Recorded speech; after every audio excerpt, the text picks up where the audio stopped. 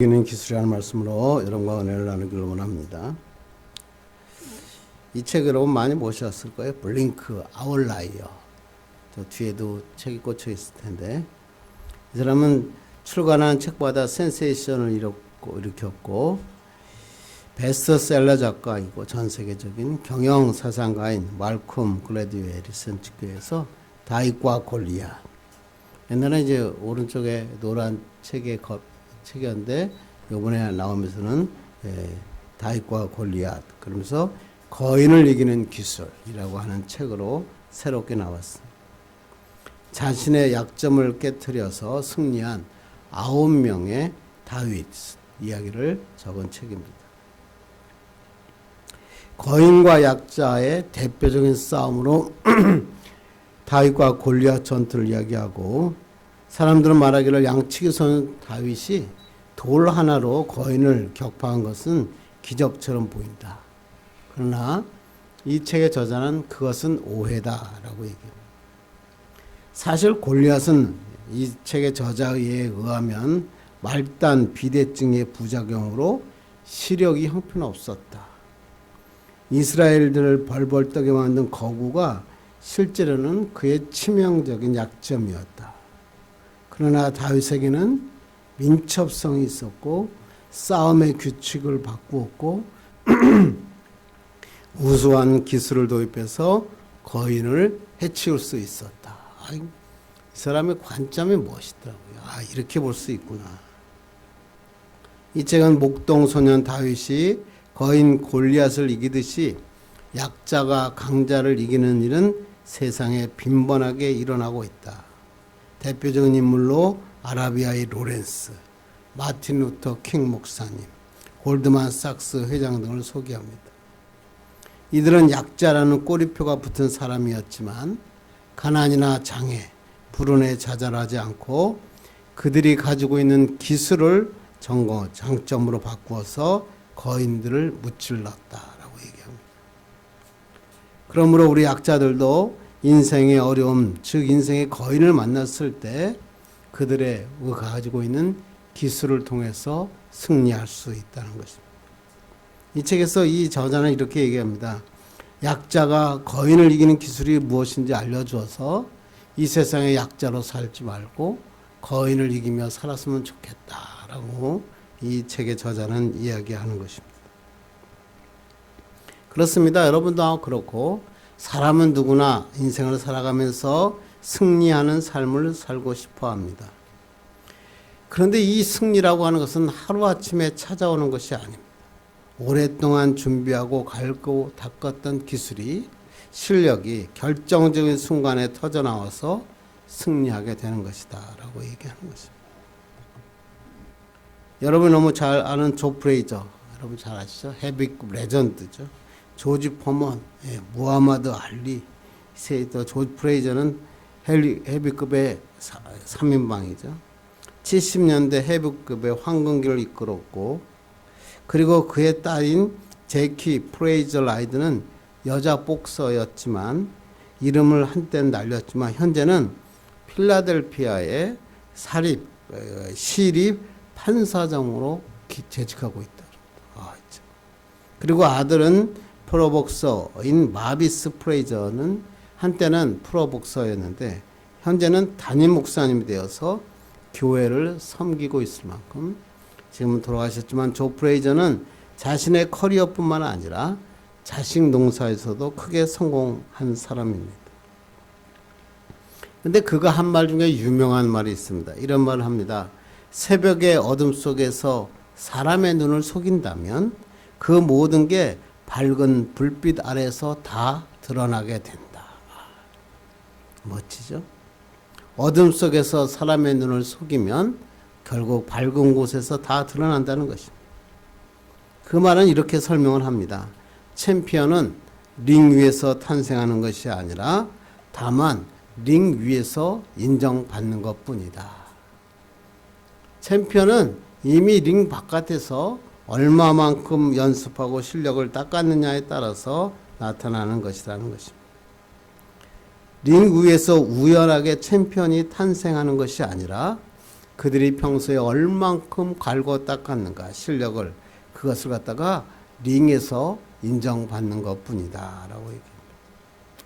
오늘 아침에 보니까 우리 정찬성 UF 정찬성 코리아 좀비가 은퇴를 선언하면서 참 인터뷰도 하고 그러는데 참 많은 감명을 받았습니다.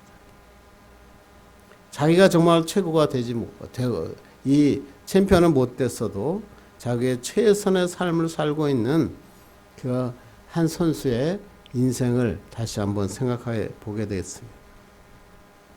우리 인생도 마찬가지 아닐까요? 우연히 찾아오는 승리, 우연히 찾아오는 성공, 그것을 바라면서 살면 아무도 그것을 이룰 수 있는 사람은 없습니다. 그러나 내가 평소에 어떤 삶으로 나의 삶을 준비해 왔느냐, 그에 따라서 인생은 결정짓는 것입니다. 1891년 비바람이 몰아치던 늦은 밤에 미국 필라델피아 작은 호텔에 지쳐 보이는 모습의 노부부가 들어왔습니다. 여러분이 잘 아는 얘기죠. 그들은 이미 호텔을 전전하며 빈 객실이 없다는 소리를 듣고 간절한 마음으로 빈 방이 있는지를 물었지만 역시 안타깝게도 그곳에도 마찬가지로 빈 방은 없었습니다. 어쩔 수 없이 노부부는 다른 호텔로 발걸음을 옮겨야만 했습니다. 이 노부부의 딱한 사정을 들은 호텔의 한 종업원이 노부부에게 한 가지 제안을 합니다. 성수기 때문에 다른 데 나가도 다 똑같습니다. 그러니까 자신의 방에서 하룻밤을 보내시는 것이 어떻겠습니까? 라고 제안합니다. 노부부는 종업원에게 폐해를 끼치는 것 같다라고 하면서 그 제안을 거절합니다. 그런데 굳은 날씨에 빈 방을 찾는 것은 불가능했기 때문에 그 종업원의 설득에 종업원의 방에서 하룻밤을 묵기로 결정합니다. 다음 날 아침에 노부부가 나와서 너무나 잘 쉬었다고 하면서 숙박료를 지불하려고 했을 때 그 종업원이 이렇게 얘기합니다. 그 방은 저도 무료로 사용하는 방이고 저는 어젯밤 근무 수당을 이미 다 받았습니다. 방값도 거기에 다 포함된 것입니다. 라고 말하면서 완강히 거절합니다. 이 말에 감동을 받은 노인이 그에게 이렇게 말합니다. 이 세상의 모든 사장들이 당신 같은 직원을 구하려고 애쓰고 있습니다. 내가 언젠가 자네를 위해서 호텔을 하나 지어주겠습니다. 라고 얘기하면서 이 사장은 걔를 떠납니다. 그리고 다 잊어버렸는데 2년이 지난 어느 날 그 종업원은 뉴욕행 티켓이 동봉된 한 통의 편지를 받습니다. 그것은 그 호텔을 방문했던 노부부가 보낸 편지로 종업원을 뉴욕으로 초대하고 싶다는 내용을 담았습니다. 뉴욕으로 초대를 받은 이 종업원은 노부모의 배려에 너무나 감사하고 뉴욕에서 노부모와 함께 즐거운 시간을 보냈습니다. 그 자리에서 노 신사는 뉴욕 중심가에 위치한 한 건물을 가르칩니다. 그래서 그 건물을 가르치면서 이렇게 얘기합니다. 저 건물은 내가 지은 호텔입니다. 그리고 아직 사장의 자리가 비어 있습니다. 당신을 그 자리에 앉히고 싶습니다. 노 신사가 가르친 호텔 이름은 너무나 유명한 뉴욕 가면 지금은 이제 사라졌지만 윌도프 아스토리아 호텔. 그리고 노 신사의 이름은 윌리엄 윌도프 아스토였습니다. 그래서 위에 있는 사람이 바로 그 윌도프 아스토입니다. 그리고 그날 호텔의 사장으로 임명된 그 종업원의 이름이 그 밑에 있는 그림에 조지 볼트 있어요. 친절한 종업원을 사장으로 임명한 덕분에 이 아스토리아 호텔은 완전히 번창을 했고 조지 볼트는 노부부의 딸과 결혼했고 나중에 조지 볼트는 호텔 왕이다라고 하는 칭호를 받게 됩니다. 이 얘기를 하면 이렇게 얘기합니다. 사람들은 조지 볼트가 한 번의 우연한 행운 때문에 이같이 위대한 성공의 반열에 올랐다. 이렇게 얘기할 수도 있습니다. 그러나 그렇지 않습니다. 평소에 그의 성실함, 그의 정직함, 그리고 그의 배려심, 이것이 계속적으로 쌓여 있다가 언젠가 그 성실함과 그 실력이 비로소 빛을 보는 것입니다. 준비해왔던 것들이 내적인 기량이 결정적인 순간에 터져나오고 그를 호텔 왕이라고 하는 이름까지 붙이게 한 것입니다. 우리 인생도 마찬가지입니다. 아무나 거인을 이길 수 있는 것이 아닙니다. 하나님은 아무나 거인을 이기게 하지 않으십니다. 하나님께서는 준비된 자에게 거인을 이기고 승리하게 하시는 하나님이십니다. 그런데 이러한 거인을 이기는 기술, 이것은 하루아침에 이루어지는 것이 아니라는 것입니다. 오랫동안 준비하고 갈고 닦을 때 하나님은 그 기술, 그 마음, 그 실력을 보시고 하나님은 사용하시는 것입니다. 그래서 우리 인생을 살면서 중요한 게 뭐냐면 내 내면에 하나님을 사랑하는 마음을 잘 깎고, 그래서 우리는 그걸 영적 기량이다 그러죠. 영적 기량을 잘 닦아야 되고 또 삶에서 무엇을 하든지 성실하게 살고 정직하게 살아서 하나님이 이것들을 통해서 거인을 이기게 하실 때 도구가 되는 것입니다. 그렇다면 우리가 거인을 이기는 기술은 과연 뭘까? 우리가 어떻게 하면 이 기술을 갈고 닦을 수 있을까? 이 세상에서 거인을 이기는 사람으로 살 수 있을까? 오늘 본문이 그런 거죠. 거인을 이기는 기술이 무엇인가에 대해서 오늘 본문은 이야기하고 있고, 오늘 본문은 너무나 잘 아는 말이죠. 거인 골리앗을 이긴 다윗에 대한 이야기입니다.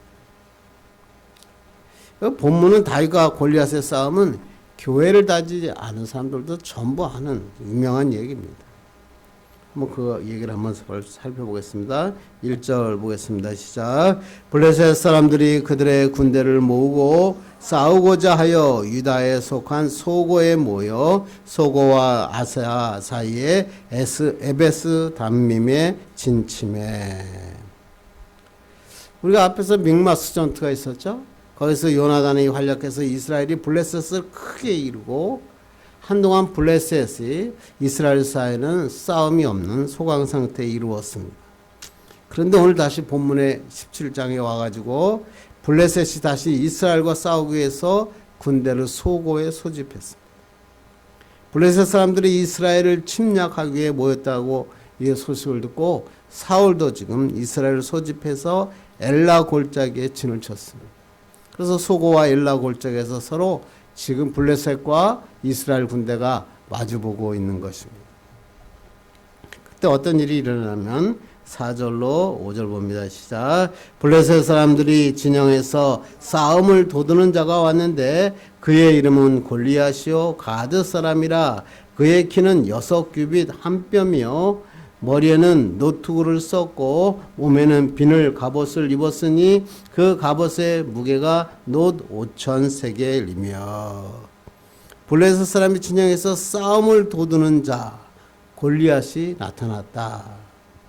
그래서 싸움을 도두는 자라고 하는 원어는 베나임이라는 말인데 바로 장수라고 얘기하는 것입니다.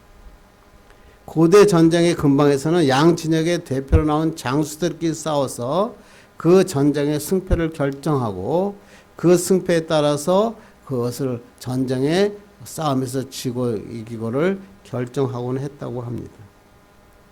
근데 이 골리앗이 지금 블레셋의 수도인 가드 사람이고 키가 6규빗 한 뼘이나 되었다라고 성경은 기록하고 있는데 이 6규빗 한 뼘이라고 하는 것은 현대 수치로 바꾸니까 280cm 정도.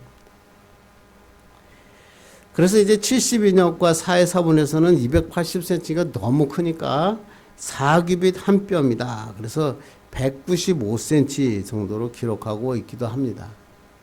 그러나 골리앗과 갑옷의 무게를 생각해 보면 그 골리앗의 키가 6규빗 한 뼘이었다. 그러니까 주고 2m 80 정도 되는 사람이었다는 것이 더 신뢰성이 있는 것 같습니다. 골리앗은 머리부터 발끝까지 완전 무장을 했습니다. 노스로 만든 투구를 썼고 노스로 만든 비늘 갑옷을 입었습니다. 비늘 갑옷은 입으면 노 조각을 연결해 가지고 물고기의 비늘처럼 연결하여 만든 갑옷이고 그 갑옷을 만드는 노새 무게가 5,000세겔. 지금으로 얘기하니까 57kg나 되는 엄청난 갑옷을 입고 나타난 것입니다. 골리앗은 자신만만하게 이스라엘 앞에 나와서 이제 싸움을 시작하자. 나를 대적할 자가 있으면 나와라 라고 외칩니다.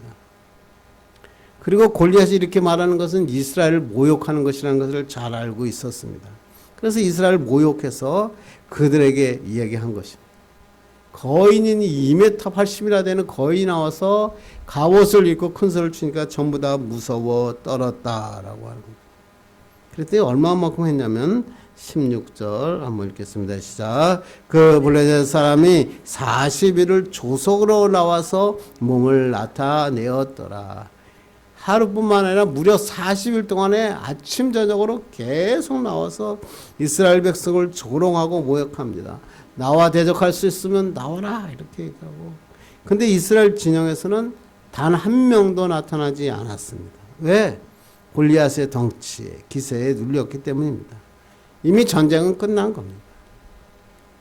꼼짝달싹 아무도 꼼짝달싹 못하고 있을 때 그때 예상치 않은 한 인물이 나타납니다. 그가 바로 다윗입니다. 다윗이 뭐라고 얘기합니까? 26절 봅니다. 시작. 다윗이 곁에 서 있는 사람에게 말하여 이르되 이 할례받지 않는 블레셋 사람이 누구기에 살아계시는 하나님의 군대를 모욕하겠느냐. 참 블레셋이 막 이스라엘 앞에서 막 도발하고 그러니까 이스라엘 사람 무서워 떨었습니다. 사울도 숨었습니다. 그런데 다윗은 골리앗의 모욕적인 말에 다른 반응을 보이는 거죠. 다윗은 어떻게 할례받지 않는 골리앗이 이 살아계신 하나님의 군대를 모욕하느냐. 네가 무엇이길래 하나님의 군대를 모욕하느냐고 하는 것입니다. 다윗은 여기에 아버지의 심부름으로 왔다가 전쟁터에는 처음은 애송이죠. 지금 소년입니다. 갑옷도 입어본 적도 없습니다. 무기를 사용해본 적도 없고 그의 직업은 목동이었습니다. 골리앗은 상대를 제압할 수 있는 충분한 조건을 다 갖고 있었습니다. 인간적인 눈으로 딱 살펴보면 싸움이 되지 않는 싸움이었다는 것입니다. 이 소년이 이 거대한 거인을 이기는 것은 불가능했습니다. 32절 봅니다. 시작. 다윗이 사울에게 말하되 그로 말미암아 사람이 낙담하지 말 것이라 주의 종이 가서 저 블레셋 사람과 싸우리이다 하니. 참 일개 목동 소년이 사울에게 가서 얘기합니다. 낙담하지 마십시오. 자신이 골리앗을 상대하겠습니다. 여러분 말이나 됩니까? 왕과 이스라엘 뭐 크다고 하는 갑옷을 입은 군대들이 두려워 떨고 있는데 다윗이 와서 일개 목동이 소년이 와가지고 왕 보고 무서워 떨지 마십시오. 골리앗은 이스라엘 사람들이 담당하기는 너무나 큰 거인이었습니다. 그런데 하나님은 다윗을 사용하신 것입니다. 그래서 위대한 그 거대한 거인을 거꾸로 들였습니다. 그것도 그냥 넘어진 게 아니라 완전히 일방적으로. 이것 때문에 다윗은 이스라엘의 영웅으로 부각하게 되었고 장차 왕의 길을 걸어가게 되는 것입니다. 무엇이 다윗을 이렇게 거인을 무찌르게 했습니까? 압도적인 열세죠. 아무것도 할 수 없죠. 다윗이 거인 골리앗을 이길 수 있는 기술이 뭡니까? 오늘 본문은 거기에 대해서 정확하게 우리가 어떻게 다윗이 골리앗을 이길 수 있나 거기에 대해서 정확하게 우리에게 설명을 하고 있는 것입니다. 그래서 오늘 본문을 통해서 다윗이 두려움을 이겨내고 승리할 수 있었던 비결, 거인을 이길 수 있었던 비결이 무엇인가 한번 살펴보고 은혜 받기를 간절히 바랍니다. 첫째, 저는 이게 너무 좋아요. 현재형 하나님을 믿었다. 우리가 정말 현재형 하나님을 믿어야 합니다. 우리가 세상의 거인을 이기기 위해서는 가장 먼저 해야 될 일은 현재형 하나님을 믿는 것입니다. 우리 그 36절을 한번 보겠습니다. 시작. 주의 종이 사자와 곰도 쳤은즉 살아계시는 하나님의 군대를 모욕한 이 할례받지 않는 블레셋 사람들이가 그가 그 짐승의 하나와 같이 되리이다. 다윗이 한 말 멋지잖아요. 어떻게 살아계시는 하나님의 군대를 모욕했느냐. 자신이 뭐라고요? 하나님의 살아계시는 하나님의 군대다. 자신이 과거에 목동으로 있을 때 나를 지켜주신 하나님, 나와 함께 하셔서 사자와 곰을 쳐 죽인 하나님께서 지금 현재 이 놀라운 이 상황에서 하나님이 나를 블레셋 사람을 이기게 하시겠다. 과거에 함께 하셔서 승리하신 하나님이 현재의 나로 승리하게 하시겠다라고 하는 믿음을 가진 것입니다. 과거의 하나님뿐만 아니라 현재형 하나님을 믿었다라는 것입니다. 현재형 하나님을 믿는 다윗에게는 싸움의 상대가 얼마나 크냐, 얼마나 상황이 위험하냐, 그게 중요하지 않았습니다. 왜? 자신이 책임질 일이 아니기 때문에. 이 모든 것은 현재 하나님이 책임질 일이었기 때문에 그렇습니다. 과거에 홍해를 가르셨고 여리고를 침공하게 하셨고 그 하나님이 지금도 살아계셔서 이 전쟁을 선두지휘하고 진두지휘하고 계신다라고 하는 이 다윗은 믿음을 가지고 있었어요. 이러한 현재형 하나님을 믿는 믿음을 가진 자는 다른 사람과 달랐어요. 다른 사람 다 숨었습니다. 그런데 현재형 하나님을 믿는 다윗의 눈에는 골리앗이 아무것도 아니었어요. 보잘것도 없었습니다. 그렇다고 실제로 골리앗이 작습니까? 그런 건 아니죠. 왜 근데 작다 그러죠? 하나님과 비교해 보니까 게임이 안 되더라. 아무것도 아니라는 거예요. 다윗은 뭘 본 거예요? 골리앗을 본 게 아니라 하나님을 본 거예요. 현재형 하나님, 그 믿음의 눈으로 바라보니까 그 아무것도 아니다 이런 얘기죠. 그래서 다윗이 한 말 멋진 말 한번 보십시오. 읽겠습니다. 시작. 다윗이 블레셋 사람에게 이르되 너는 칼과 창과 단창으로 내게 나아오거니와 나는 만군의 여호와의 이름 곧 내가 모욕하는 이스라엘 군대의 하나님의 이름으로 내게 나아가노라. 이 말씀만 읽으면 가슴이 뛰지 않아요? 저는 이 말씀 참 좋더라고요.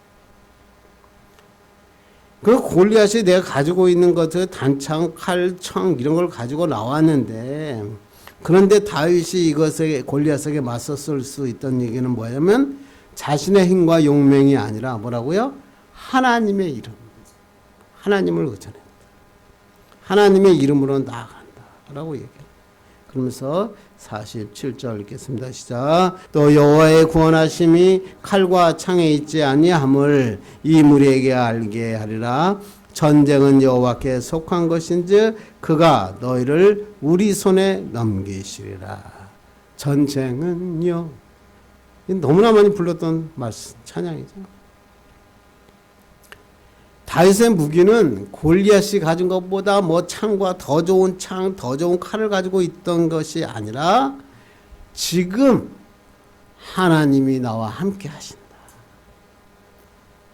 그래서 이 무리에게 다 알게 하시겠다라고 얘기하죠. 이 무리가 뭐예요? 블레셋 진영에 있는 사람들뿐만 아니라 무서워 떨고 있는 하나님의 백성에게도 지금 하나님이 나와 함께 하신다는 것을 보여주겠다라고 얘기하는 것입니다. 그러면서 다윗은 전쟁은 여호와께 속한 것이다. 전쟁의 승패가 궁극적으로 하나님께 달려있다라고 하는 믿음을 가진 거죠. 하나님이 싸워주실 것이다. 그래서 다윗은 예비역이 아니었어요. 다윗은 현역 군대였어요. 하나님의 군대였어요. 양떼를 지키는 가운데 사자와 곰의 발톱에서 건져주신 하나님이 그 하나님에 대한 경험이 있잖아요. 그 하나님이 과거에 나를 건져주셨던 하나님이 지금 이 전쟁에서도 골리앗과의 싸움에서도 나를 이기게 하실 것이다 라고 믿은 것입니다. 우리도 마찬가지죠.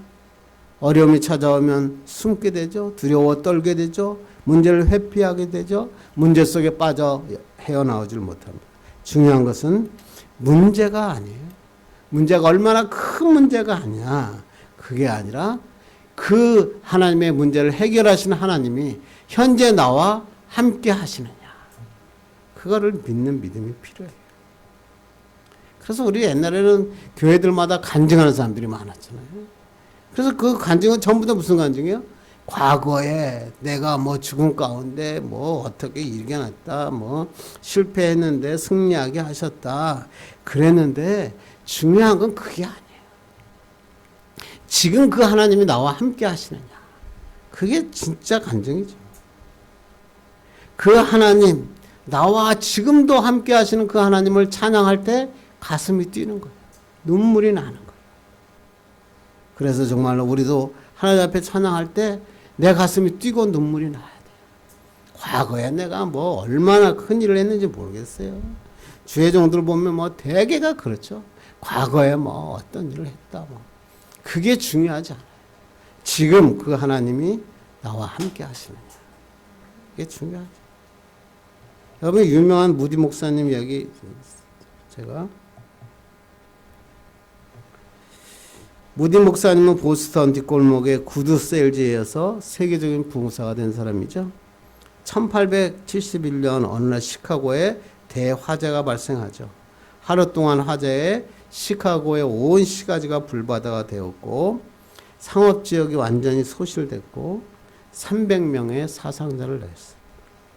그런데 이 화재로부터 무디 목사님이 심무하는 교회가 완전히 불타버립니다. 신문기자들은 이게 아주 좋은 뉴스거리였습니다. 그래서 어느 기자가 빈정거리면서 무디 목사님에게 물었습니다. 목사님, 하나님은 전지전능하시다며요. 무엇이든지 원하기만 하면 이루어지신다고 설교하셨잖아요.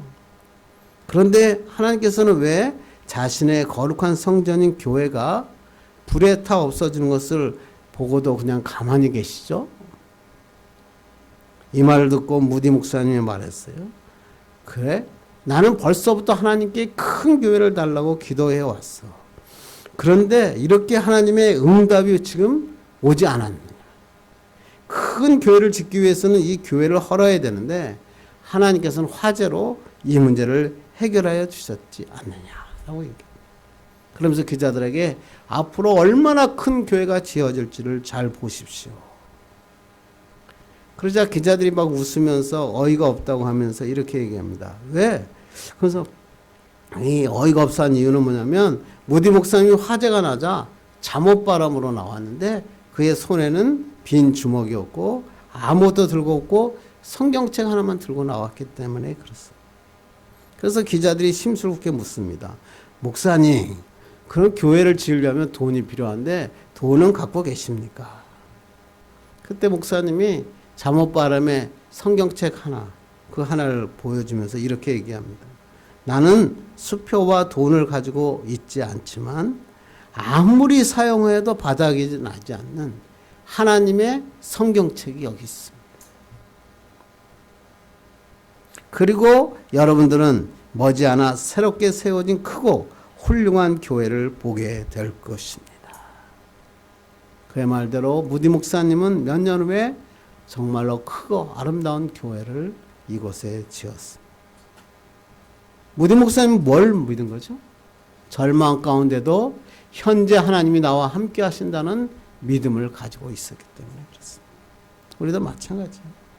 우리가 과거에 하나님이 여기까지 인도하셔서 지금까지 지내오게 하시고 인도하신 것도 하나님의 은혜죠.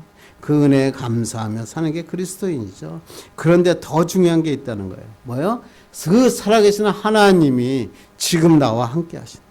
역사하신다. 이 현재형 하나님에 대한 믿음을 가질 때 두려워 않고 승리하게 되는 것입니다.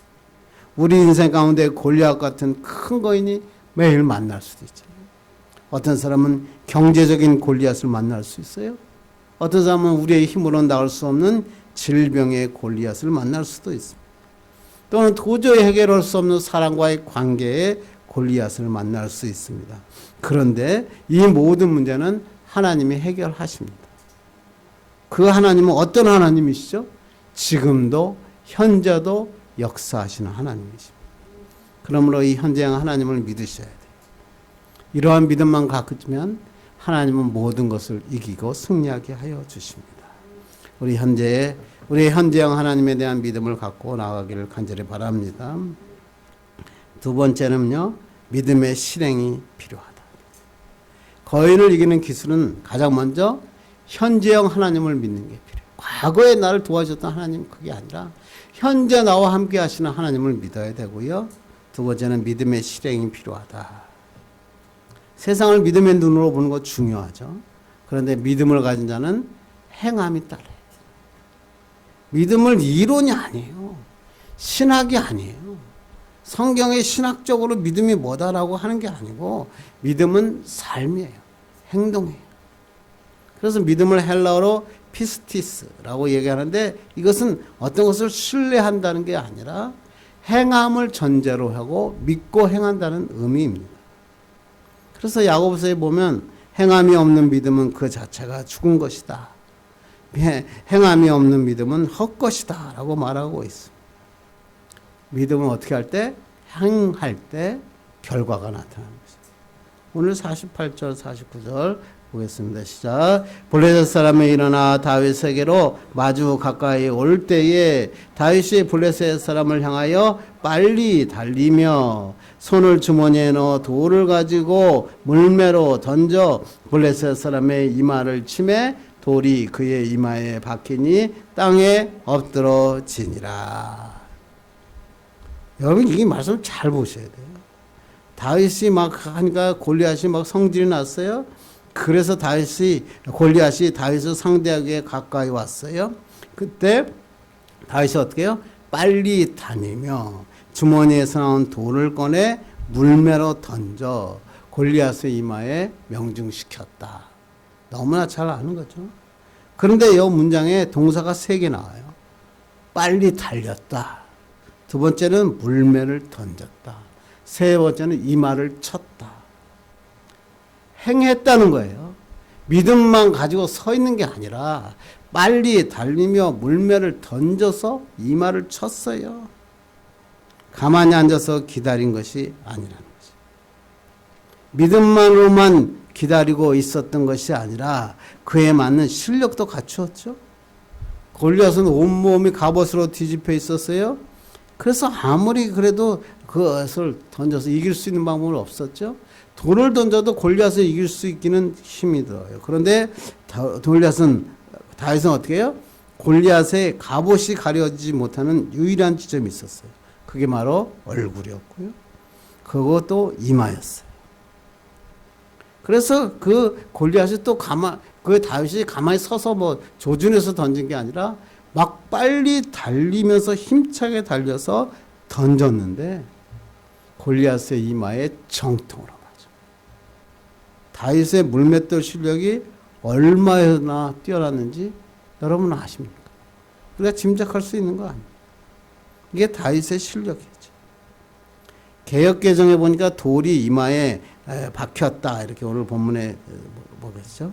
그랬더니 원문에 보니까 돌에 그 이마가 가라앉았다 이렇게 보니까 돌에 맞은 이마 부분이 움푹 파였다.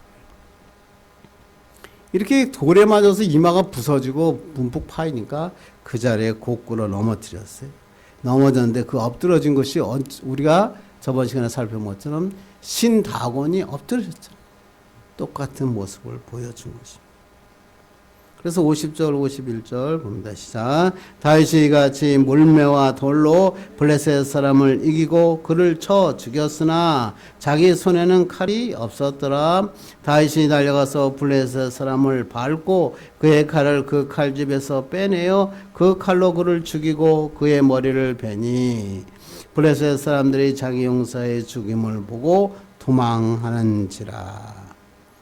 골리앗은 돌을 맞고 쓰러지거나 기절한 게 아니라 완전히 쳐 죽였다. 이렇게 성경은 확실하게 기록하고 있죠.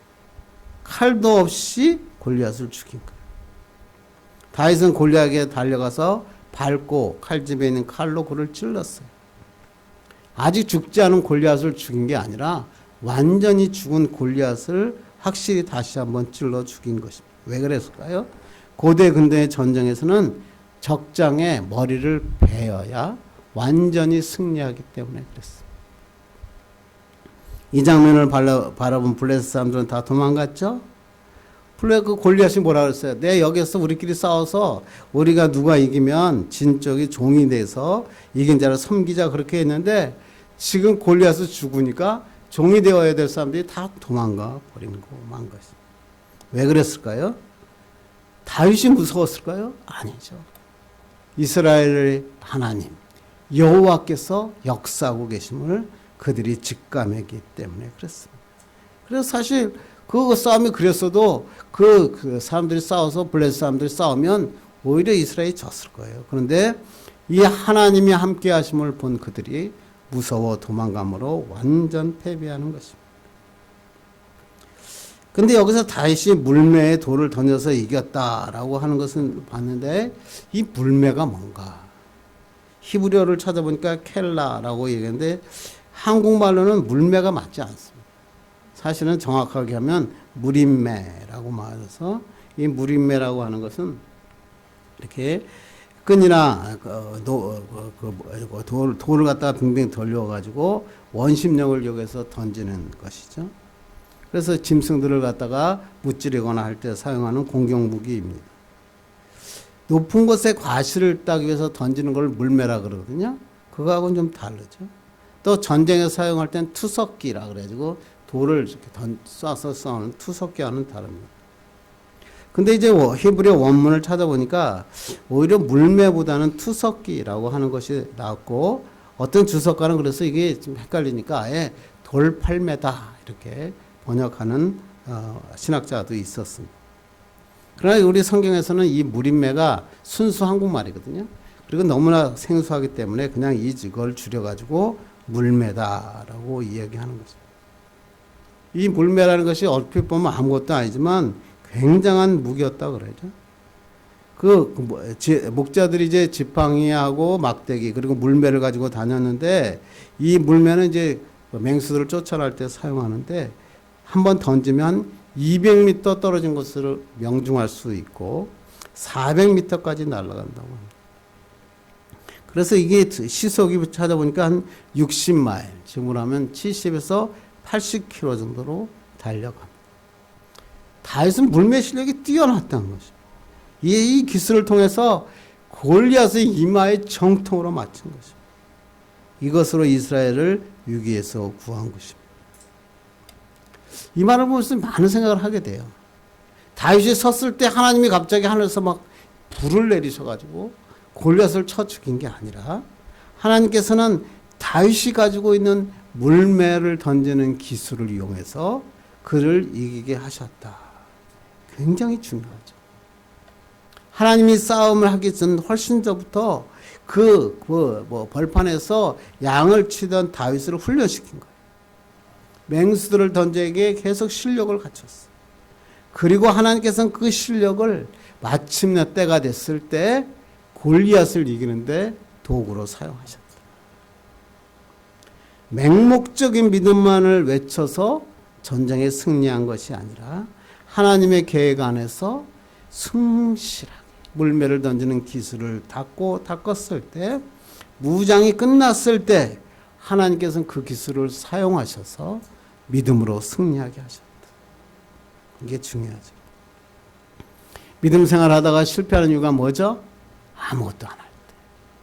그냥 기다릴 때. 믿음만 가지면 하나님께서 갑자기 내려오셔서 기적을 일으켜 주신다고 생각할 때 문제가 생기죠. 하나님은 그렇게 되지 않습니다. 하나님은 준비된 자. 모세도 그렇고 어떤 사람을 봐도 다 사도 바울도 그렇고 하나님은 준비된 자를 사용하십니다. 준비된 자에게 하나님의 믿음이 더해질 때 기적이 일어났다라고 얘기하는 것입니다. 그렇습니다. 우리는 항상 우리의 삶에서 하나님의 이 놀라운 것이 나타날 수 있도록 항상 준비하는 자가 되어야 됩니다. 믿음의 실력으로 준비되어 있을 때 하나님은 믿음을 가지고 행함으로 승리하게 하여 주신다. 오늘도 우리에게 말씀하고 있다고 하는 것입니다. 이제 말씀을 맺으려고 합니다. 우리 가운데 앞을 가로막고 있는 골리앗 때문에 힘들어할 때가 우리는 많이 있습니다. 이 골리앗 거인 때문에 두려움에 떨거나 좌절할 수도 있습니다. 그러나 오늘 하나님께서는 이러한 거인을 이길 수 있는 믿음을 우리에게 허락하여 주셨습니다. 이 믿음은 과거의 나를 은혜 가운데 이끌어주신 그 하나님으로 끝나치는 게 아니라 현재도 하나님은 살아계셔서 나와 함께 하신다는 현재형 하나님에 대한 믿음을 가져야 됩니다. 그리고 이 현재형 하나님에 대한 믿음을 가지고 그곳에 서 있는 것이 아니라 반드시 거인과 담대하게 싸워야 됩니다. 아무리 무서운 거인이 찾아와도 그들 향해서 달려갈 때 믿음의 역사가 일어난다라고 오늘도 우리에게 말씀하고 있다고 하는 것입니다. 이런 행함이 있는 믿음을 가지고 거인을 이기는 사람들이어서 세상의 거인을 이기는 영적인 거인들이 되기를 주님의 이름으로 축원합니다. 기도하겠습니다. 하나님 감사합니다. 오늘도 세상의 거인을